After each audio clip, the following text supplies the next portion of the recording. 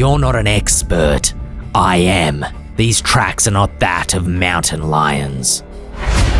Judging by their scent, the creatures passed through here 2 nights ago, traveling for the village. And they will kill again if you don't hire me to go after them.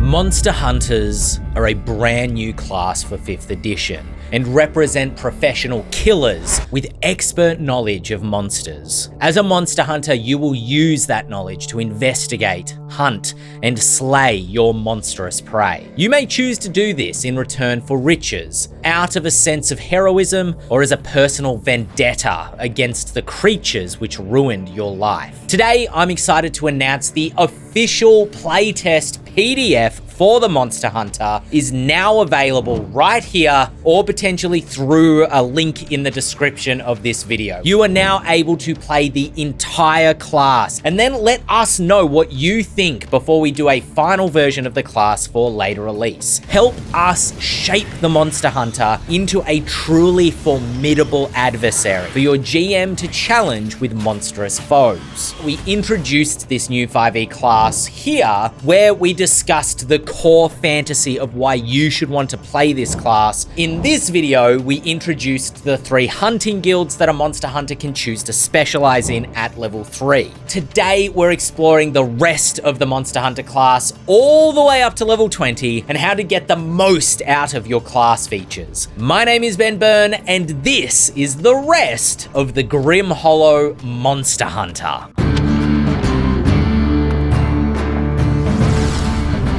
So picking up where we left off in our previous video where we introduced the Monster Hunter, we're going to pick up at level 4, which is a nice and easy ability score improvement. You want to increase your dexterity, your strength, or your intelligence as a Monster Hunter, depending on how you built your character at first level. If you're from the Carver Guild or the Devourer Guilds, you may consider putting some points into Constitution. Carvers fight on the front lines and they require a bit of durability that some additional hit points would give them, while a Devourer's Constitution governs how many monster portions they can consume each day without getting a bit of an upset stomach. But of course, at level 4, you might want to take a feat instead. And I'm thinking of things like Great Weapon Master, Sentinel is very popular, and Sharpshooter if you're playing a Trapper or a ranged Monster Hunter. But the ones that I'm about to mention, I think augment the core fantasy of being a slayer of monsters. So for example, Observant, I think, is a great feat for a Monster Hunter because you get to increase your intelligence score, which is handy for being able to retain knowledge about monsters, but it also gives you a massive +5 buff to your passive perception and your passive investigation for noticing clues about the monsters that you're tracking. Medium Armor Expert is very often overlooked, and I think it would be a particularly useful feat for the Stealthy Trapper Guild Hunters or a Devourer Guild Hunter, which is melee based and wants to get up close with the enemy, because neither of these guilds have proficiency with heavy armor. This feat would allow you to get a not insignificant armor class of 17 with the quite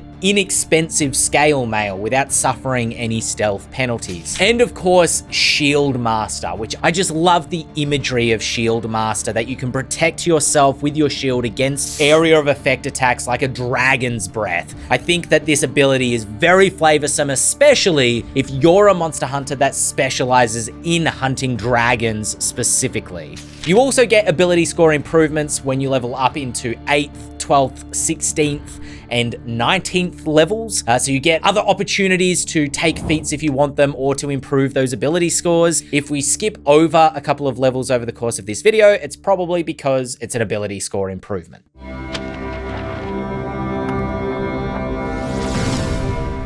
At level 5, your Monster Hunter gets access to extra attack to feel like a formidable warrior and an ability which we've called Grave Strike. What a Grave Strike is an alternative way of attacking on your turn, which can be used instead of making the attack action. Grave Strike allows you to add your intelligence ability score modifier to the attack roll, giving the attack a greater chance of hitting. If the attack hits, you deal 1d8 times your intelligence modifier in addition to the weapon's normal damage. This way you can deal a burst of damage that's not too dissimilar from a sneak attack or a divine smite. However, Grave Strike is a measured, patient, and precise attack. You cannot use extra attack on a turn that you use a Grave Strike. The current incarnation of Grave Strike is quite powerful, especially if your Monster Hunter has an intelligence modifier of +4 or +5. In fact, it might be an incentive to take an ability score increase at level 4 instead of a feat. But it does also balance out because it's only a single attack on the turn that it's used, rather than getting to use it with an extra attack. So it might do a little bit more damage than extra attacking on your turn, and it also means that it's more guaranteed to hit. This balancing also really supports the narrative that I wanted for Grave Strike. Grave Strike is meant to represent a moment when your Monster Hunter stops. The world freezes around them. They take a breath and plan their next attack with calculated precision. You are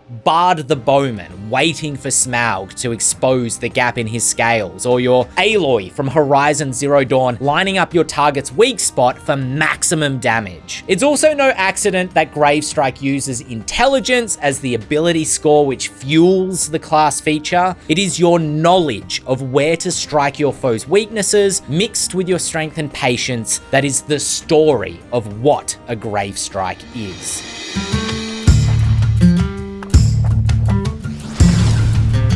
So at 6th level, you add another section to your Monster Grimoire. At 6th level, you're able to add an extra creature type to it, which you become an expert in hunting also. The bonuses the Monster Grimoire provides were spoken about in the first video here. You'll be adding new creature types to your Monster Grimoire at 6th, 13th, and 17th level. Every time you add a new creature type to the Monster Grimoire, all bonuses the Grimoire provides apply to all creature types written about inside of it. The buff that you get at 6th level doesn't just apply to the creature type that you add to the Grimoire at 6th level. So, for example, at 6th level, you also gain the ability to score a critical hit against the 3 creature types currently written about in your Grimoire with a weapon attack roll of a natural 19 or 20. This again represents your adeptness at knowing exactly how and where to strike such creatures to inflict the maximum damage. Each time you add a creature type to your Monster Grimoire at levels 1, 6, and 13, you'll also usually get an additional bonus against those creatures. So level 1 provides a language, level 6 the improved critical, and at level 13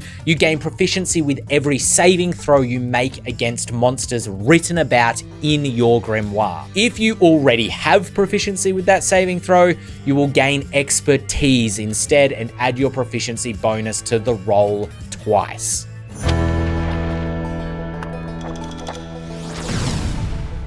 Level 7 of the Monster Hunter class provides a Hunting Guild feature. For Monster Hunters of the Melee Combat Carver Guild, you get better at salvaging valuable trophies or ingredients from monster remains. The Utilitarian Trapper Guild gets better at crafting traps, bombs, hunting tools, and magic items from the monster salvage they recover. And mutants of the Devourer Guild take on permanent mutations that allow them a choice of being able to climb walls, resist poisons, or grow scaly natural armor, among other possible mutation choices. For more details on these specific guild features, you can check out our earlier video about the hunting guilds right here.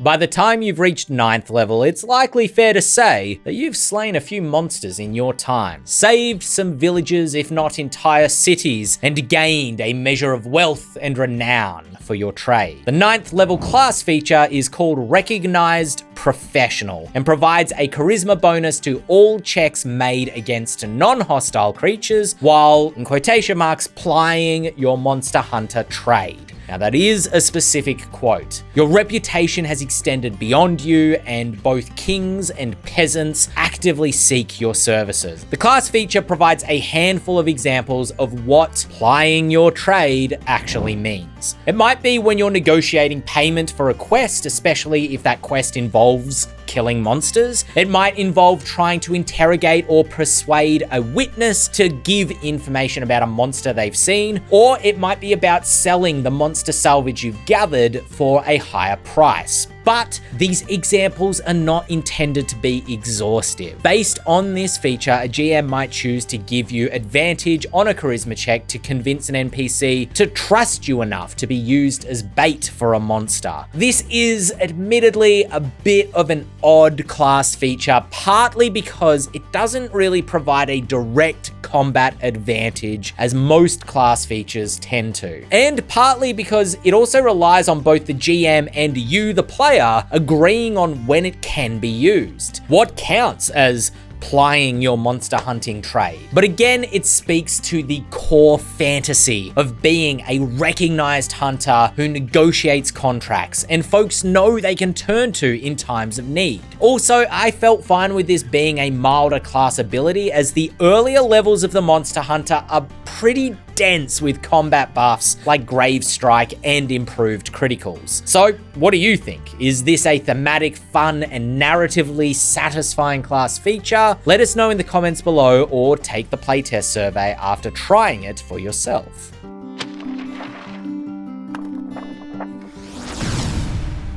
Level 10 is once more a hunting guild class feature. The Carver gets better at riposting in melee combat, taking advantage of enemy mistakes. The Trapper gets better at ambushing enemies with a flurry of attacks. And the Devourer learns how to transmute monster parts into potions so that they can share their 3rd level class feature with their fellow party members. They gain proficiency with alchemist supplies, but I wonder actually if that should be cook's utensils instead.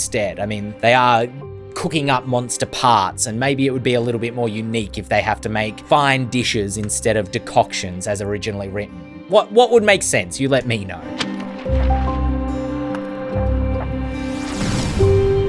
At 11th level, you gain the ability to Rapid Grave Strike. This means that you can make a Grave Strike as part of an extra attack instead of a Grave Strike taking an entire action on its own. You also automatically add 1d8 to the damage of any attack action you make, as you get generally better at striking at your enemy's weaknesses. 11th level is generally a buff to the damage output of most classes across 5th edition. Fighters get to attack 3 times, Paladins get improved Divine Smite, Rogues get Sneak Attack with an extra d6, and most full spellcasting classes gain access to 6th level spells. Making Grave Strike part of a larger extra attack action allows the Monster Hunter to put out considerably more damage in a single turn. I suppose, as worded, Grave Strike could also be used twice in the same turn as part of a single attack action as well. Yet Grave Strike still has a limited number of uses based upon your intelligence modifier, meaning that you still need to choose when it's going to be most useful.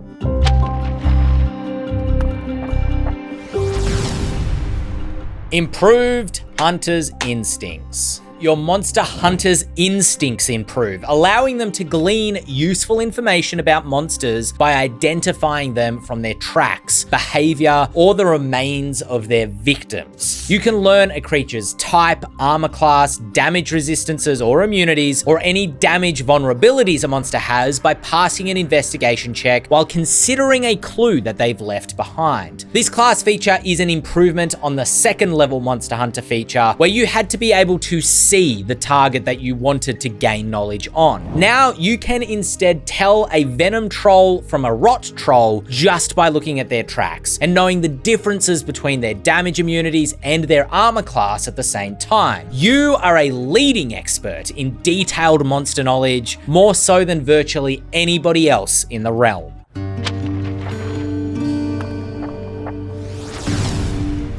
At 15th and 18th level, you gain a hunting guild feature. The way that these were designed was that the 15th level feature was quite a major improvement for the Monster Hunter, a welcome to the highest tier of play, if you will. By comparison, the 18th level feature is much simpler, a smaller buff to ensure that you get to keep doing cool monster hunting stuff for longer while adventuring the planes of existence at this point. At 15th level, the Carver becomes the terror of terrors, leaning into the guild's reputation for striking fear into terrifying monsters while being fearless themselves. While using a grave strike, you can also force a creature to succeed a wisdom saving throw or else become frightened of you. This may cause the creature to flee, possibly granting an opportunity attack and another chance to grave strike. If the creature doesn't flee, it has disadvantage on attack rolls and ability checks against everyone else in the party in addition to you. The Devourer gains monstrous gluttony, allowing them to take a bite out of a monster mid-combat and gain the benefits of having consumed a monster portion then and there. Fighting a fire elemental? Why not become immune to fire damage in the middle of the fight? Fighting a beast? Why not heal up and deal damage with the same action? The Trapper took a while to iron out the details for, but I knew what I wanted the theme to be. You've been playing Capcom's Monster Hunter for a long time, you've gathered together different salvage and crafted yourself a suit of armor that also displays the trophies of the monsters that you've slain. So the Carver constructs a suit of special monster hide armor that confers several extra benefits of their choosing. Did you forge your armor from the lightest of dragon scales, providing a +2 bonus to your armor class while making you harder to detect while sneaking? Or is your armor stitched from werewolf leather, making you resistant to mundane damage types and in fact allowing you to heal yourself from injury mid-combat? The Monster Hide armor class feature is meant to invite your creativity and decide exactly how your armor is unique to your Monster Hunter. The 18th level monster hunting feature is much simpler. The Carver gets an extra use of Grave Strike if they've used them all up previously. The Trapper can craft an extra tool at the end of each long rest, so they run out of them less frequently. And the Devourer can stomach an extra monster portion each day, making it able to take advantage of its mutagenic metabolism. And finally, at level 20, your Monster Hunter can perform a grave execution against creature types written about in your Grimoire. This forces a creature on 50 hit points or less to make a Constitution save or else drop to 0 hit points. If the saving throw succeeds, the Grave Strike still deals its usual damage, so the attack is never wasted and may still reduce the creature to 0 hit points organically. This is that moment at the end of the fight when you stake the Vampire Lord right through the heart or cut the Wyvern's head off with a mighty swing. Note that the wording here is careful for monsters like the Great Worm from Fizban's Treasury of Dragons that have a chance at regenerating HP if reduced to 0 hit points. Balancing this feature has been tricky between making it feel powerful like a 20th level ability, but also not allowing it to be an auto win button for the Monster Hunter. What do you think? Is this a good 20th level ability or does it need a bit of a tweak before the final release? And that is every level of the Monster Hunter currently in its playtest stage, so click the link down below, or I'll throw it up here one more time, why not, to get access to the playtest PDF. And there's also a link down below to the survey for the PDF to let us know what you think once you've had a chance to playtest the Monster Hunter. And this is likely not the last you've seen of the Monster Hunter either, as there is a few more tidbits of content planned for future. So make sure to subscribe to the channel and like this video if you want more monster hunting style videos and more videos about running dark fantasy in Dungeons and Dragons. In the meantime, why not check out our video on vampires right up here, or we also did one on liches just down here and how to make those monsters truly formidable and thematic in your D&D campaign. We good? We're done?